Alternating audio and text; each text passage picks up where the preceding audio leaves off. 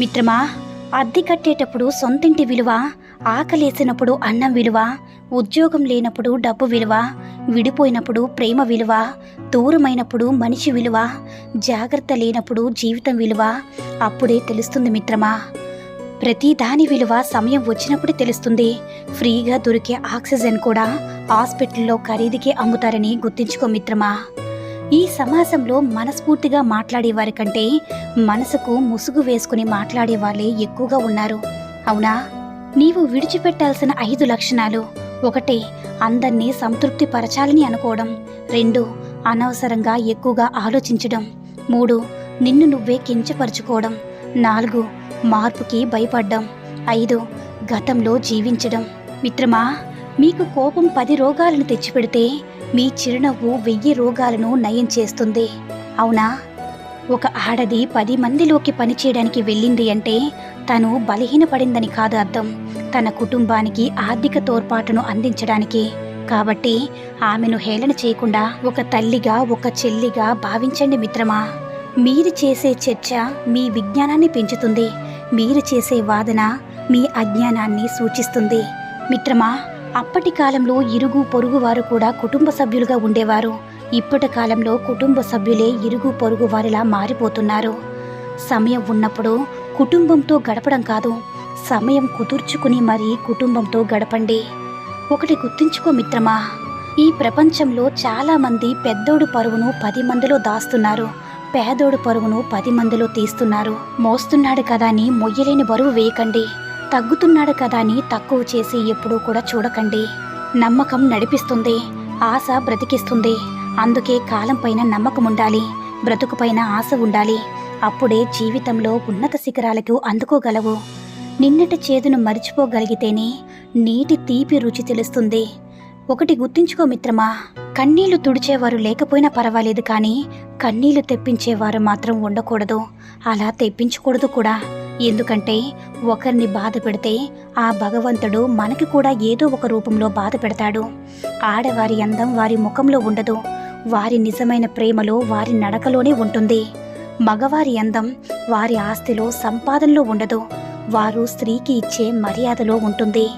అవునా?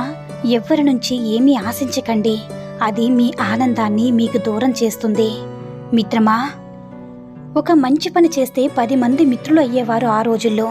ఈ రోజుల్లో ఒక మంచి పని చేస్తే 100 మంది శత్రువులు అవుతున్నారు. అవునా?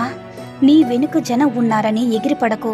నీకు వెన్నుపోటు పొడిచేవారు నీ వెనుక నుంచే వస్తారని గుర్తుంచుకో మిత్రమా. బాగుండాలని అనుకునేవారు కోపంగా మాట్లాడతారు, మనల్ని మోసం చేసేవారు మాత్రం నవ్వుతూ చుట్టూ తిరుగుతారు. సూటిగా మాట్లాడేవారికి శత్రువులు ఎక్కువగా ఉంటారు, మాయ మాటలు చెప్పేవారికి మిత్రులు ఎక్కువగా ఉంటారని గుర్తుంచుకో మిత్రమా. డబ్బు లేని వ్యక్తికి సమాజం విలువనివ్వదు, ఓడిపోయిన రాజుకు ప్రజలు విలువనివ్వరు, పళ్ళు లేని చెట్లకు పక్షులు కూడా దరిచేరవు. ప్రపంచంలో అందరూ వారి వారి స్వలాభాన్ని చూస్తారు. ఎప్పటి వరకు మన నుంచి ఎదుటి వారికి లాభం ఉంటుందో అప్పటి వరకే వారి దగ్గర మనకి విలువ ఉంటుంది.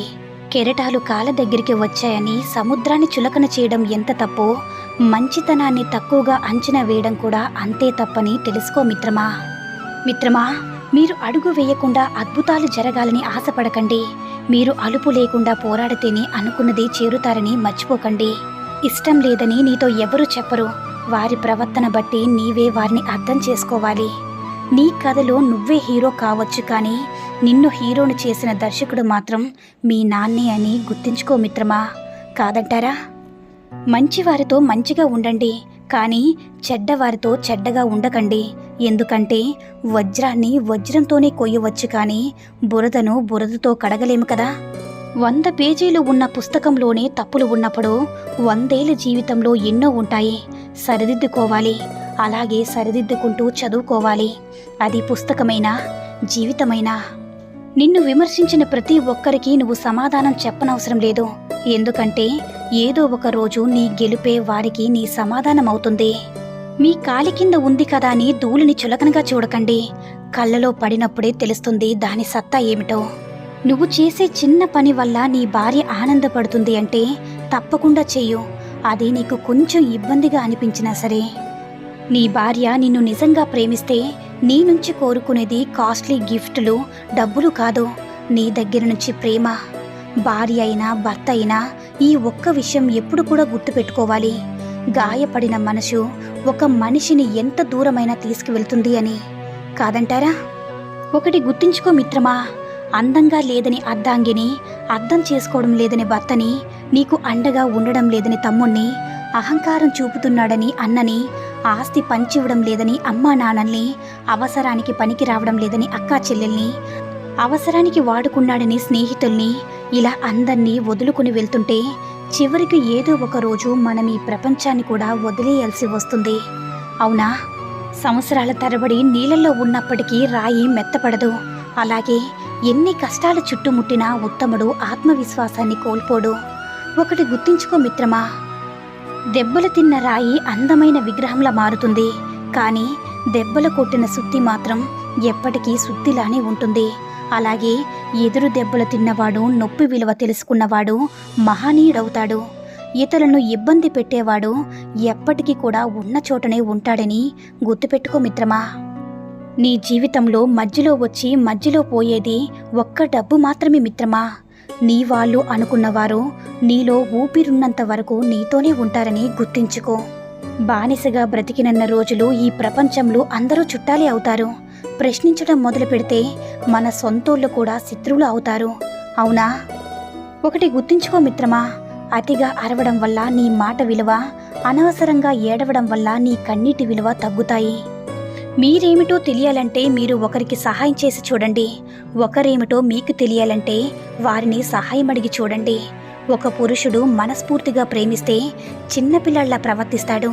అదే ఒక స్త్రీ మనస్ఫూర్తిగా ప్రేమిస్తే కన్న తల్లిలా ప్రవర్తిస్తుంది. కాదంటారా? రంగు, రూపాయి ఎప్పుడూ శాశ్వతంగా ఉండవు, కానీ చక్కటి బంధము, స్వచ్ఛమైన ఫ్రెండ్షిప్ ఎప్పుడు కూడా శాశ్వతంగా ఉంటాయి మిత్రమా. మీ కష్టాల్లో భాగం పంచుకోలేని మిత్రుడు మీ విజయంలో భాగంగా మారుతాడని ఎప్పుడు కూడా అనుకోవద్దు. నీవు తెలివిగా మాట్లాడడం గొప్ప విషయం కాదు, నీకు తెలిసినంత, అవసరమైనంత మాత్రమే మాట్లాడడం గొప్ప విషయమని గుర్తుంచుకో మిత్రమా. ప్రతి కష్టం వెనుక ఒక అవకాశం, ప్రతి సమస్య వెనుక ఒక సమాధానం, ప్రతి దుఃఖం వెనుక ఒక సుఖం ఎప్పుడు కూడా ఉంటాయి. ఒక మగవాడు రహస్యాన్ని ఒక చెవితో విని రెండో చెవితో వదిలేస్తాడు. ఆడవాళ్ళు రెండు చెవులతో విని నోటితో వదిలేస్తారు. అవునా మిత్రమా? మీరు కోపంతో ఉన్నప్పుడు ఎక్కువగా మౌనమే వహించండి. ఆ సమయంలో మీ నోటి నుంచి వచ్చేవి మాటలు కాదు, మారణాయుధాలు. ఈ సూక్తుల్లో ఏ సూక్తి నచ్చిందో కామెంట్ చేయండి. మరిన్ని వీడియోస్ కోసం మన ఛానల్ని సబ్స్క్రైబ్ చేసుకుని మాకు మరింతగా సపోర్ట్ చేయండి. ధన్యవాదాలు.